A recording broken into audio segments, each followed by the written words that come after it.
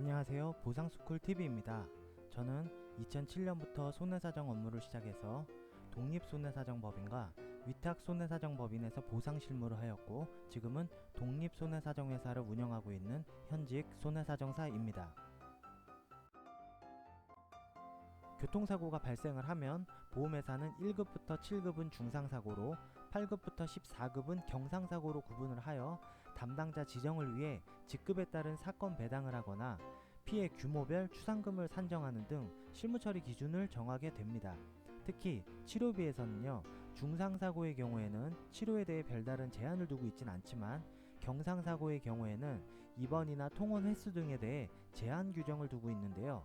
자동차 보험이 배상 책임에 근거하기 때문에 치료비에 대해서는 전액 부담을 하는 점을 악용해서 발생하는 과잉 진료를 막기 위한 좋은 취지가 있겠지만, 하지만 진짜 아픈 피해자들, 교통사고 환자들 입장에서는 너무 억울한 규정일 수밖에 없습니다.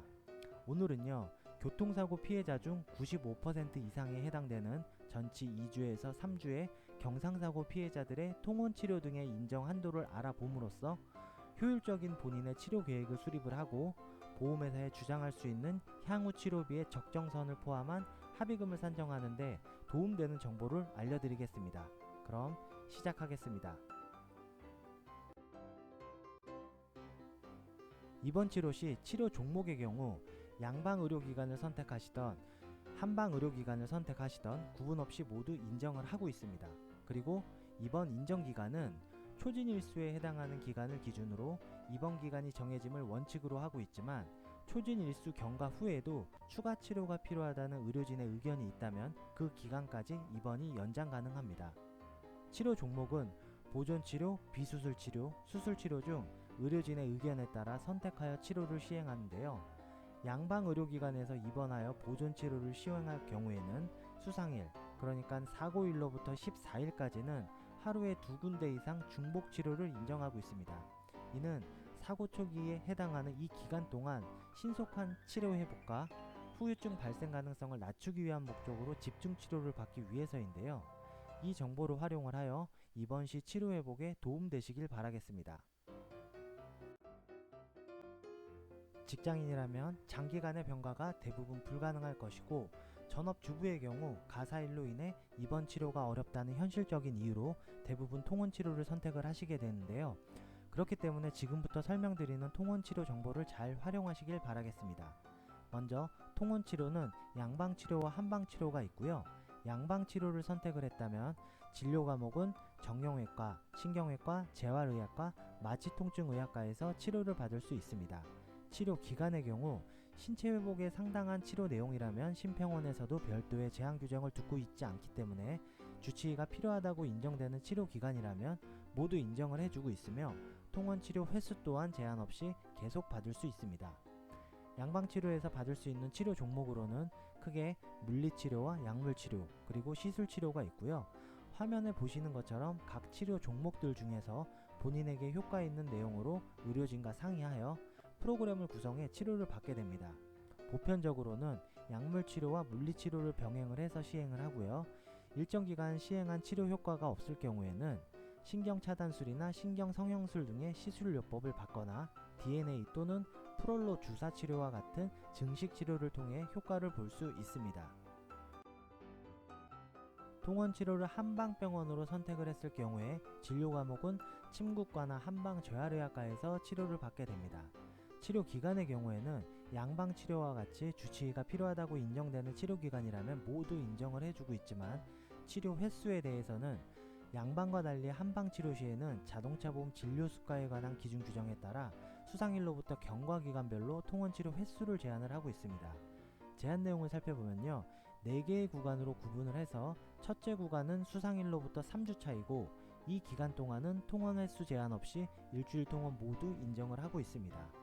아마 치료 효과를 크게 기대할 수 있는 골든타임에 해당되기 때문에 그런 것 같습니다. 둘째 구간부터 통원 횟수 제한이 시작되는데요. 둘째 구간은 4주차부터 11주차이고 주 3회로 제한을 하고 있고 셋째 구간은 12주차부터 24주차이고 주 2회로 제한을 하고 있고 25주차 이후를 넷째 구간이라 하여 이때부터는 주 1회로 통원 횟수를 제한을 하고 있습니다. 통원치료 횟수 제한은 각 병원별 횟수 제한이 아니라 동일한 한방치료 횟수 전체를 놓고 적용을 하는 것입니다. 그렇기 때문에 예시와 같이 주 3회로 제한하는 4주차 구간에서 A병원에서 3회, B병원에서 3회 이렇게 받으시면 안 되고요. 한방치료 전체 횟수를 기준으로 계산을 해서 3회 이내로 인정을 한다는 것입니다. 이러한 심평원의 자보수가 제한 규정은 아무래도 양방치료 비용에 비해 한방치료 비용이 2배에서 3배 가까이 높게 계산되는 것이 원인인 것으로 생각되는데요. 일부 병원의 경우 내부 방침에 따라 자보수가 청구가 안 되더라도 그냥 치료를 해주는 병원도 있지만, 병원 입장에서는 자보수가 기준을 초과한 치료에 대해서는 심평원에서 지급받을 수가 없기 때문에 대부분의 병원이 자보수가로 청구 가능한 치료 일수에 맞춰서 통원치료를 제한을 하게 되는 것입니다. 한방치료 종목 프로그램은 화면의 내용과 같고요. 여기서 한약재는 자보 적용이 안 되는 경우가 대부분이지만 어혈 해소 목적의 약재 처방은 인정이 되고 있고요. 추나치료의 경우에는 최대 20회까지 허용을 하고 있으니 참고하시길 바라겠습니다. 여기까지 해서 이번 영상에서는 통원치료가 인정되는 치료 횟수에 대해 자세히 살펴봤는데요. 마지막으로 통원치료 인정 횟수를 통해서 활용할 수 있는 사항 2가지를 정리를 해보면, 첫째, 한방통원치료가 제한될 경우 양방통원치료를 병행을 하여 자기에게 맞는 치료 계획을 수립을 할 수가 있고, 둘째, 통원치료 인정 횟수를 통해 앞으로 남아있는 통원치료 기간에 대한 치료 비용을 계산을 하여 좀 더 구체적인 향후 치료비의 규모를 산정을 할 수가 있게 됩니다.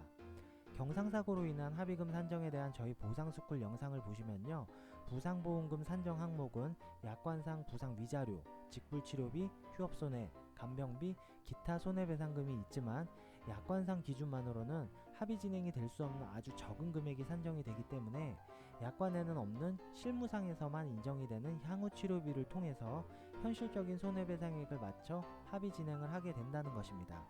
초진 2주, 3주 경상피해 사고에서 입원 없이 통원치료만 시행한 경우에는 이 향후 치료비 항목이 합의금에서 가장 큰 비중을 차지하고 있기 때문에 매우 중요할 수밖에 없는데요. 오늘 설명드린 통원치료 인정 기간 일수에 근거하여 구체적인 향후 치료비 산정을 하셔서 합의금 주장의 배경 근거로 활용을 한다면 좀 더 유리한 입장에서 협상 과정을 끌고 갈 수가 있겠습니다. 초진일수 2주, 3주 경추염자, 요추염자 진단에 대한 표준화된 합의금 계산 방법과 합의 금액대 구간 설명은 저희 보상스쿨 7번 영상을 보시면 알 수 있고요. 디스크 진단에 대한 표준 합의금 계산 방법과 적정 합의 금액대 구간 설명은 8번, 9번, 10번 영상에 나와 있으니 디스크 진단을 받으신 분이라면 다른 유튜브 영상 찾을 필요 없이 저희 디스크 시리즈 3편 시청을 강력 추천드리겠습니다. 오늘 준비한 영상은 여기까지이고요. 이번 영상에서 전해드리는 정보가 여러분의 정확하고 공정한 손해액 산정에 꼭 도움이 되었으면 좋겠습니다. 그럼 좋은 하루 되십시오.